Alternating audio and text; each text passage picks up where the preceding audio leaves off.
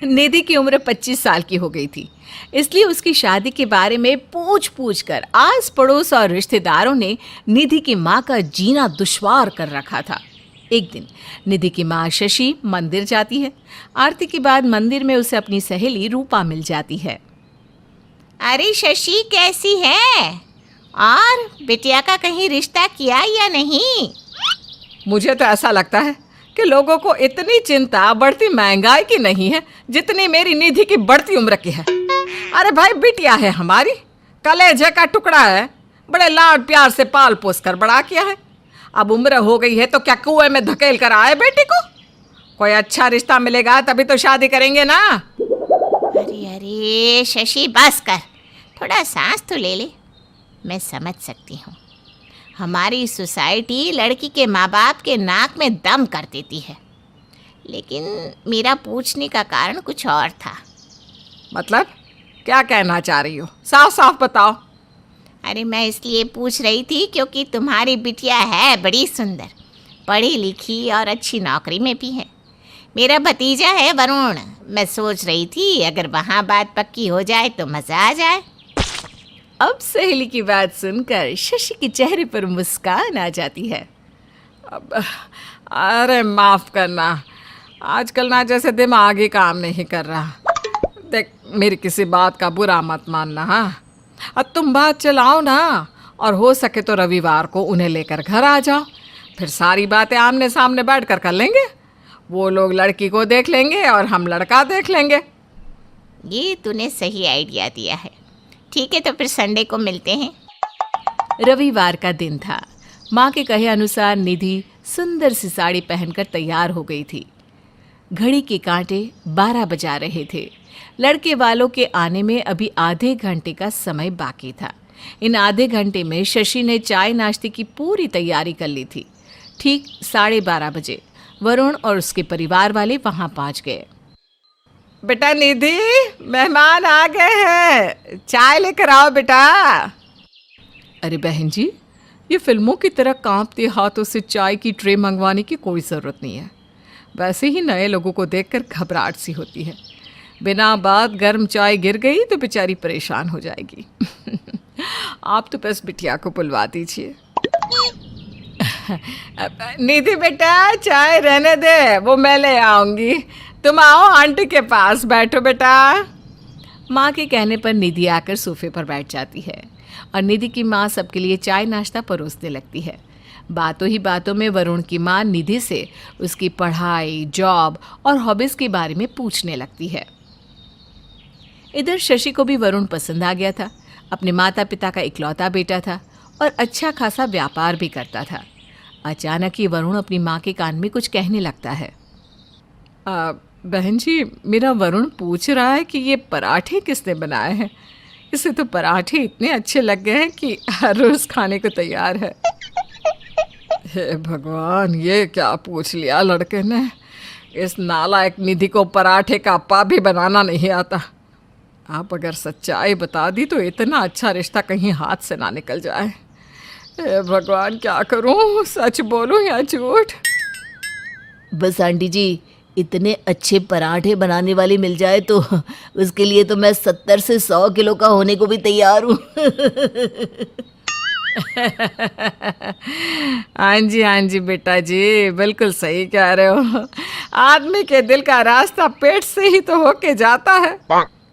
अब समझ लो, हमारी निधि को आपके दिल तक जाने का रास्ता मिल ही गया। क्या क्या कह रही हो मम्मी? अरे ठीक है तो कह रही हूँ बेटा। तू रोज ऐसे ही बढ़िया बढ़िया पराठे बनाकर सबको खिलाना और वरुण के दिल पर राज करना, राज। पराठों की बात में सब ऐसे उलझते हैं कि बाकी सब बातें भूल वरुण के पराठा प्रेम पर ही चर्चा होने लगती है। वरुण तो उसी पल शादी के लिए तैयार हो गया जब उसे पता चला कि पराठे निधि ने बनाए हैं। लड़के वालों के जाने की बाद उन लोगों के सामने झूठ का पहाड़ खड़ा तो कर दिया, लेकिन अब तू मेरी बात का मान रख ले। बस सबसे पहले पराठे बनाना सीख ले, ससुराल जाकर मेरी नाक मत कटवा देना। अरे मम्मी, मुझसे गोल रोटी तो बनती नहीं। आपने भी पता नहीं क्या मुसीबत मेरे गले बांध दी। क्या जरूरत थी झूठ बोलने की? अरे ज्यादा से ज्यादा क्या हो जाता?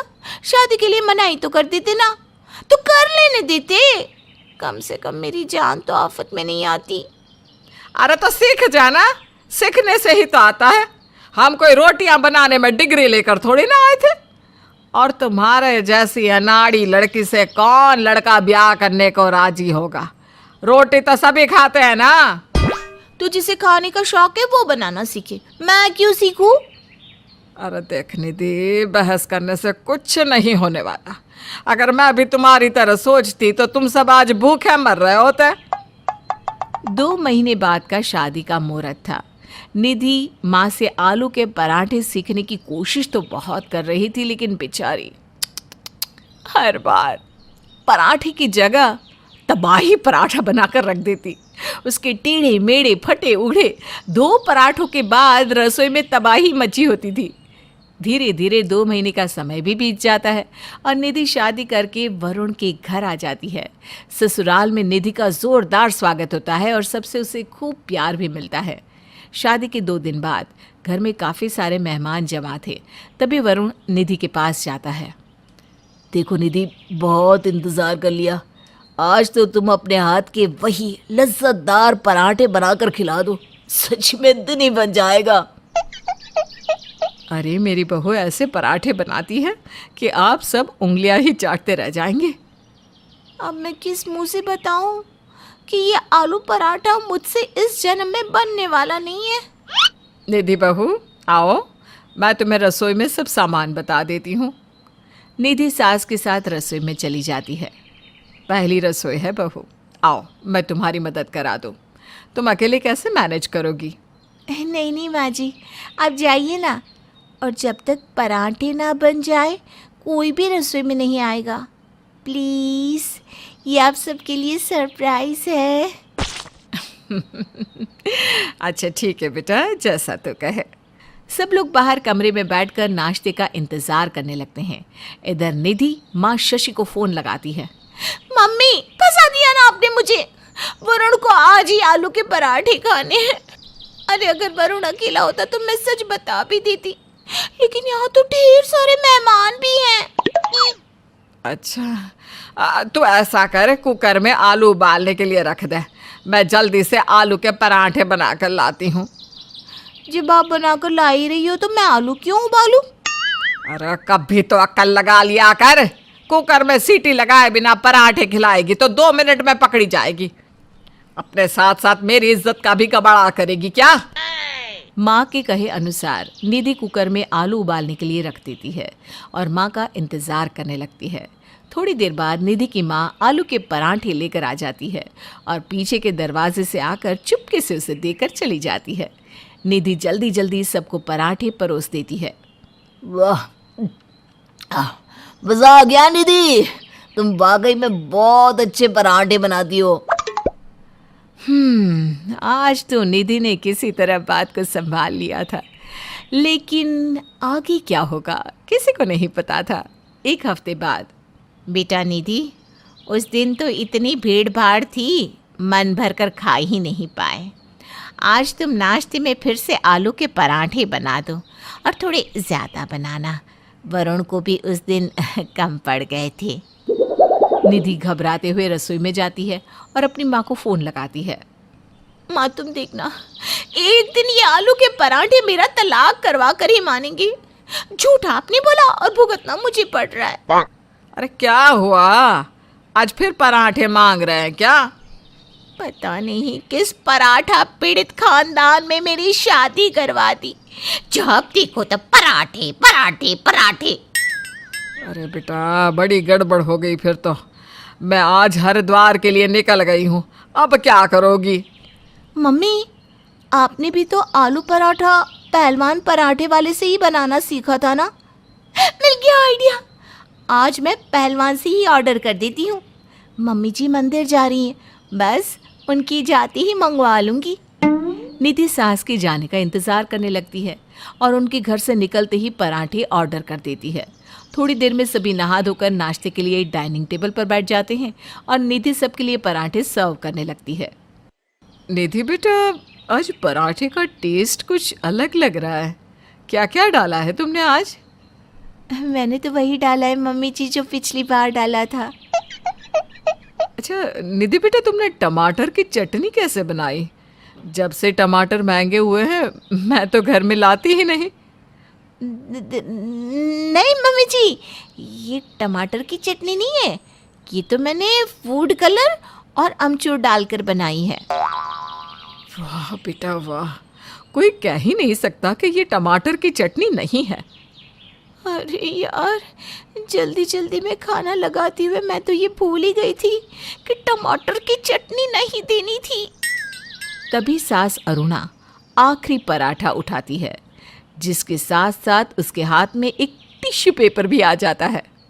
हाँ निधि बेटा, ये टिश्यू पेपर पर तो पहलवान पराठा लिखा हुआ है।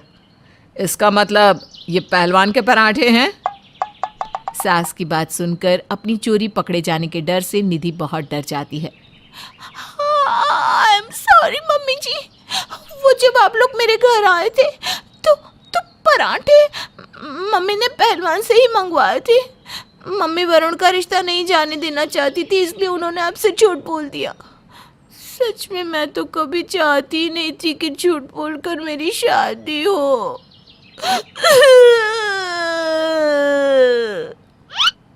बेटा, वरुण की शादी एक लड़की से हुई है, आलू के पराठे से नहीं। और मुझे तो तुम पहली नज़र में ही भाग गई थी। तुम बिल्कुल परेशान मत हो।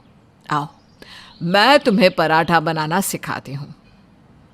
अरे माँ, लगता है हमारा मजाक इसने ज़्यादा ही सीरियसली ले लिया।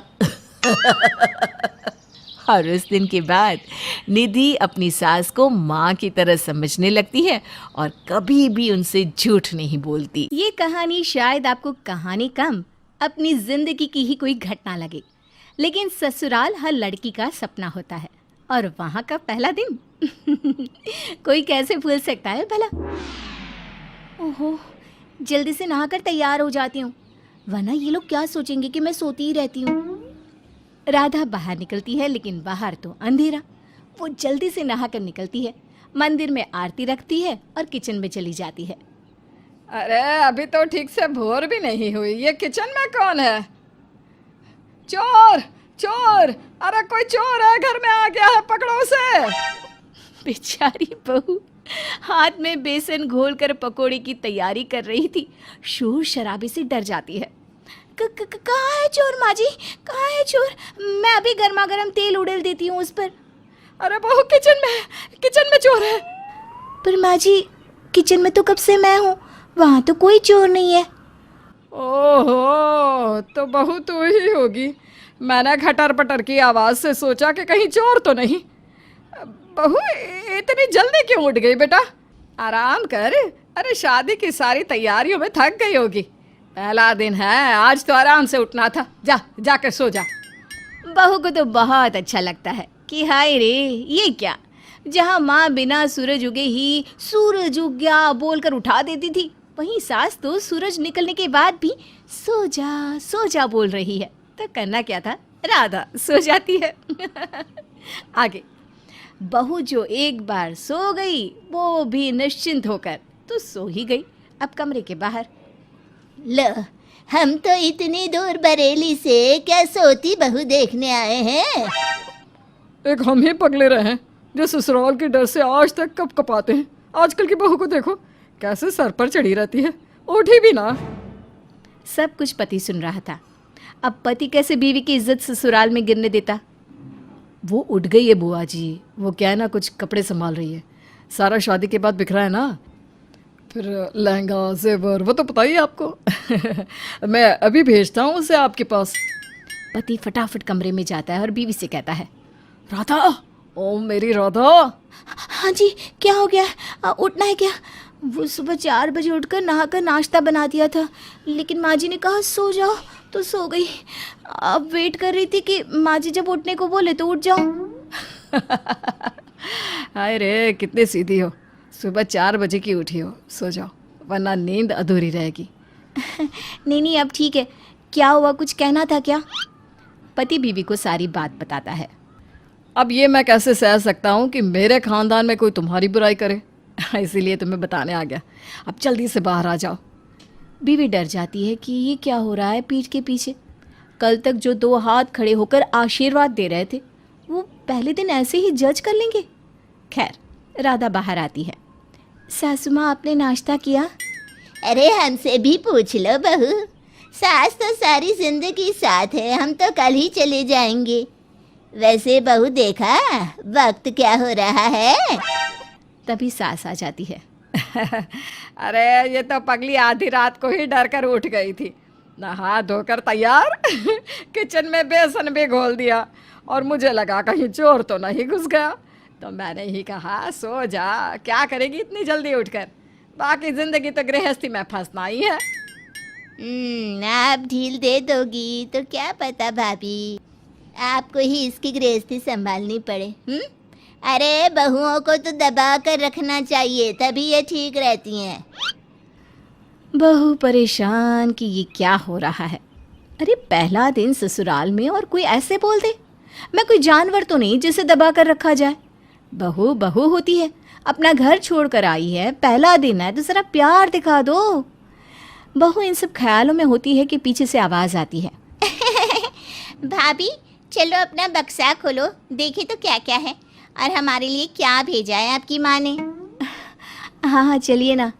अरे चलिए, क्या बक्सा यहाँ लेकर आ। मैं कैसे, वो तो बहुत भारी। अरे सही तो बोल रही है। वैसे किसी का प्राइवेट बक्सा सबके सामने खोलने की क्या ज़रूरत है। बहू जो लाई है दे दे इन लोगों को। ऐसे कैसे, जो लाई है हम तो पसंद का लेंगे ना।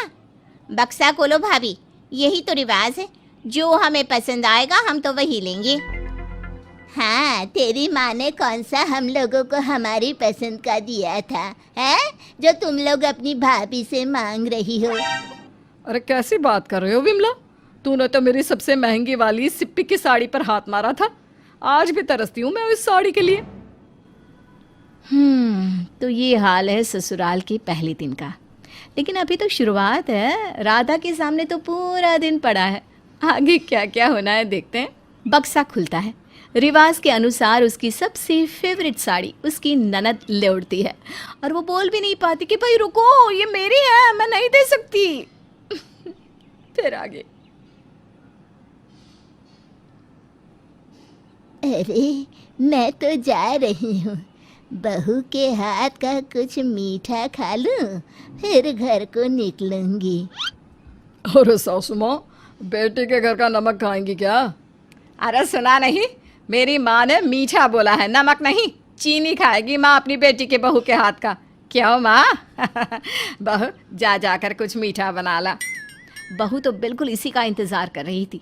शादी के 10 दिन पहले से ही हर माँ बेटी को मीठा बनाना सिखाती है, जिससे ससुराल में उसकी बेइज्जती ना हो। अब क्या था, पहुँच जाती है हलवा बनाने किचन में। लेकिन ये क्या, कहाँ है सूजी, चीनी, किशमिश, कुछ नहीं पता। हलवा कैसे बनाए? दीदी वो सूजी कहाँ रखी है? सूजी? नहीं नहीं भाभी, सूजी नहीं, दूध। वो क्या है ना, खीर बनानी है। हाय लो कर लो बात। अब क्या, 10 दिन की ट्रेनिंग की थी, उसकी तो वाट लग गई ना। अब पढ़ाने बंद गाय पर था और पेपर में माँ पर लिखना आ गया। अब क्या करेगी राधा? एक काम करती हूँ, जैसे पेपर में शब्द इधर से उधर कर देती थी, यहाँ भी वही करती हूँ। वैसे बनाना था हलवा, बना देती हूँ खीर। हाँ। अब क्या खुद सोचिए, जब हलवे की रेसिपी में खीर बनेगी तो क्या होगा? वही हुआ। वैसे भुने चावल की खुशबू अच्छी है, बस दूध में चावल घुला नहीं, बाकी खीर अच्छी बनी है। बहू ये ले तेरी पहली रसोई। ये बोलकर नानी सास गले पर पड़ा हार बहू को डाल देती है। सब एक एक करके बहू की तारीफ करते हैं और बहू को तोहफा देते हैं। आप सबने मेरी बहू को समझा, इतना ही बहुत है। बेटा अब तो तू हमारा ही हिस्सा है, तो कोई फॉर्मेलिटी नहीं है, समझी? जा, थक गई होगी, आराम कर ले। फिर शाम को तेरे मम्मी पापा को भी तो आना है ना।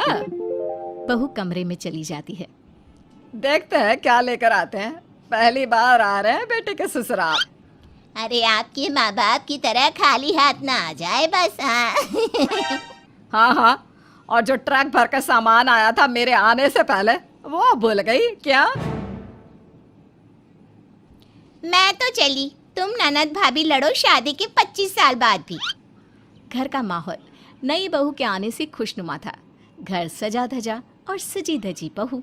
शाम को बहू की माता पिता। कैसी हैं समधन जी? मैं तो कब से शाम होने का इंतज़ार कर रही थी कि अपनी लाडू से मिलूं। कहाँ है वो? अरे तैयार हो रही है। वैसे इंतज़ार क्यों कर रही थी, आ ही जाती। अब तो एक ही परिवार है। आइए मैं बहू को बुलाती हूँ। बहू राधा, ए राधा बहू आओ तो, देखो कौन आया है। वहीं कमरे में, सुनिए जी, मुझे ना शर्म आ रही है पापा मम्मी के सामने जाने में। वैसे बड़ी बड़ी सी लग रही हो ना साड़ी में, क्या करूं? पति राधा को एक पैकेट देता है जिसमें सूट होता है। ये सूट पहन कर जाओ, मैं माँ से बात कर लूँगा। राधा के बहुत मना करने पर भी रोहित नहीं मानता और वो सूट पहनकर शादी के पहले दिन माँ बाप के सामने जाती है। सर पर होता है हल्का सा पल्ला। लो जी आ गई। देखो कितनी प्यारी लग रही है हमारी बहू सूट में। बहू तू तो ना आपसे सूट ही पहनना। हाँ। राधा को अब सब अच्छा लगता है। ससुराल का पहला दिन इतनी खट्टी मीठी यादों वाला, कुछ कड़वा तो बहुत कुछ मीठा। राधा के ससुराल का पहला दिन अभी खत्म नहीं हुआ। राधा के माता पिता उसे सूट में देखकर काफ़ी खुश होते हैं। सास भी खुश कि राधा के घर वाले उन लोगों के लिए ढेर सारा सामान जो लेकर आए थे अब आ गए। शुक्र है ये लोग अच्छी सोच वाले हैं माँ। ये देख मुझे रसोई बनाने में क्या मिला, ये हार।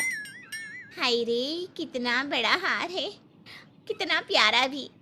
काश हमें भी कोई हमारी शादी के बाद ऐसा हार दे देता। क्यों, मेरी माँ ने क्या कमी रखी थी?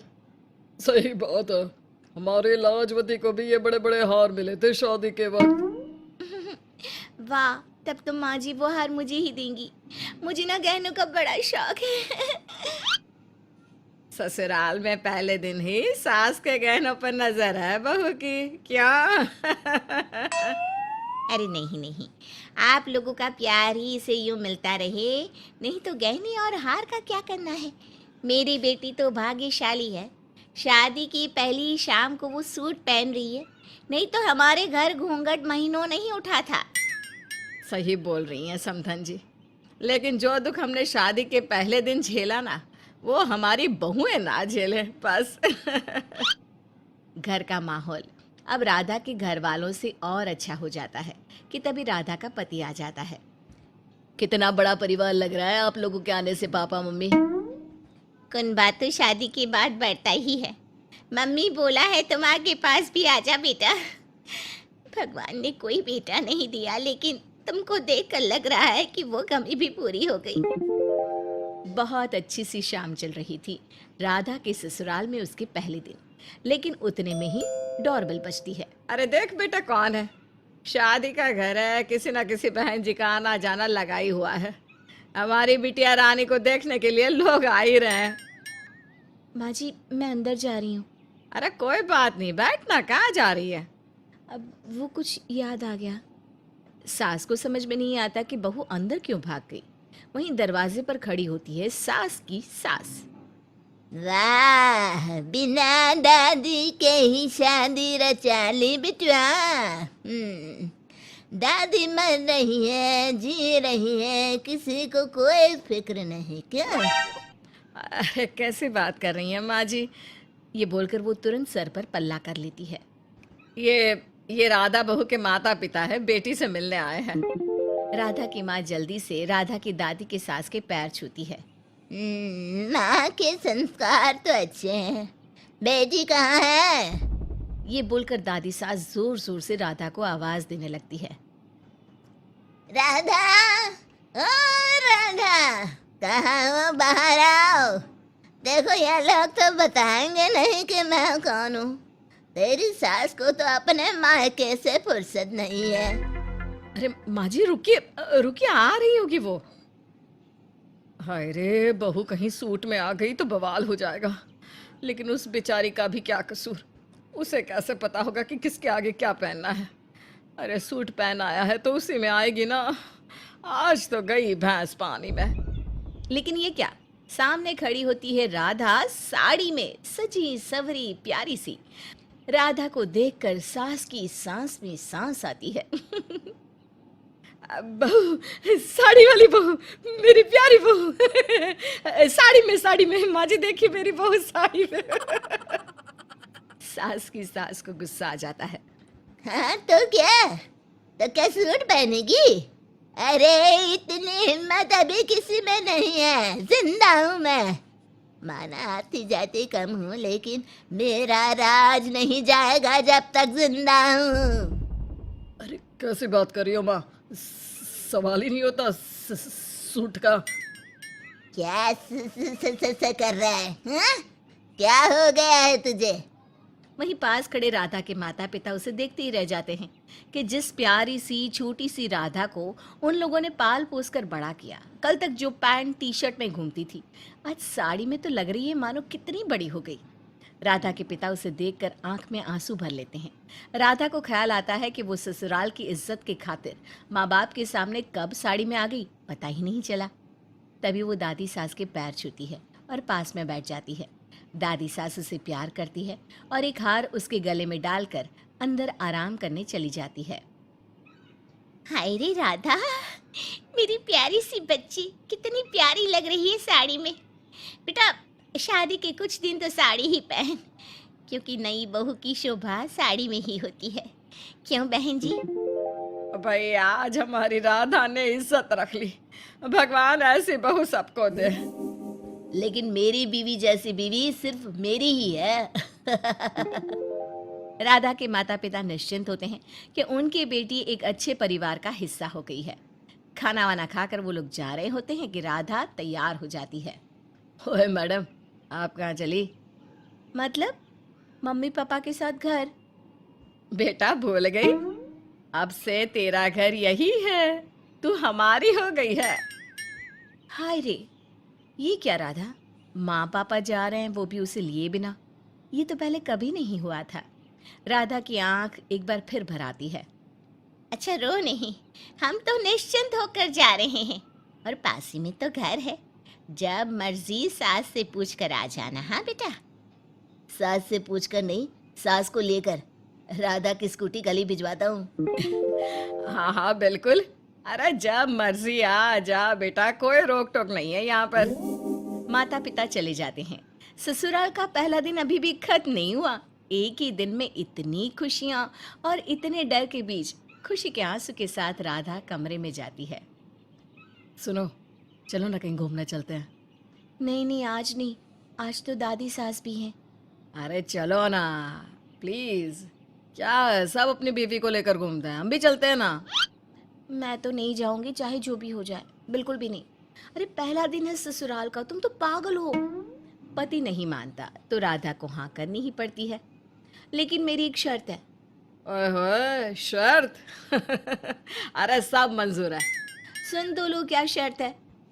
वैसे ना बोलो ना, फिर भी मंजूर है। कोई ना, बोल दो क्या शर्त है।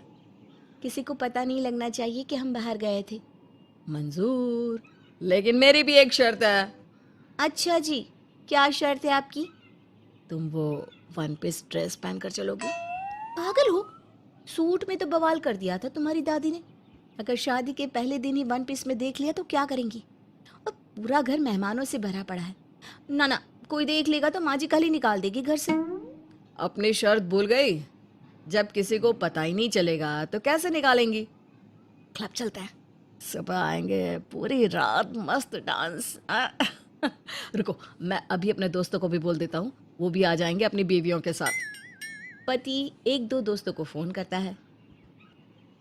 तो क्लब के बाहर मिले? हाँ जरूर, मिलते हैं क्लब के बाहर। बस फिर क्या था, राधा छोटी सी वन पीस ड्रेस पहनकर पति के साथ पीछे के दरवाजे से निकल जाती है। दोनों पार्टी करके भोर में लौट रहे होते हैं कि ये क्या, दरवाजे में बैठी होती है दादी सास। दोनों मजे से आ ही रहे थे कि दादी सास। पागल हो गई हो क्या? सुबह सुबह वो कहाँ से यहाँ आ जाएगी? लेकिन ये क्या, घर के बड़े बुजुर्गों को तो सूरज से पहले उठने की हैबिट होती है ना। हे भगवान, अब क्या करें? कैसे अंदर जाओगी? तुम पक्का ना घर से निकलवा कर रहोगे? दादी सास तो सूरज उगने तक बैठेगी। अब क्या करें? दोनों मियाँ बीवी परेशान कि सामने खड़ी होती है सास। क्या बात है बहू, ड्रेस तो बहुत जम रही है। राधा बेचारी शर्म से परेशान। अरे मजाक कर रही हूँ बेटा, ये ले साड़ी, जल्दी से इसी ड्रेस के ऊपर लपेट कर अंदर चल, और सर पर पल्ला रख ले, स्लीवलेस भी नहीं दिखेगा। बहू फटाफट साड़ी लपेटकर घर के अंदर जा रही होती है कि दरवाजे पर दादी सास। अरे बहू की बहू, कहाँ से आ रही है? रात भर बाहर थी क्या पति के साथ? अरे नहीं नहीं माँ जी, कैसी बात कर रही हो? वो क्या है ना, शादी का दूसरा दिन है तो गुरु महाराज के दरबार मत्था टेकने गई थी।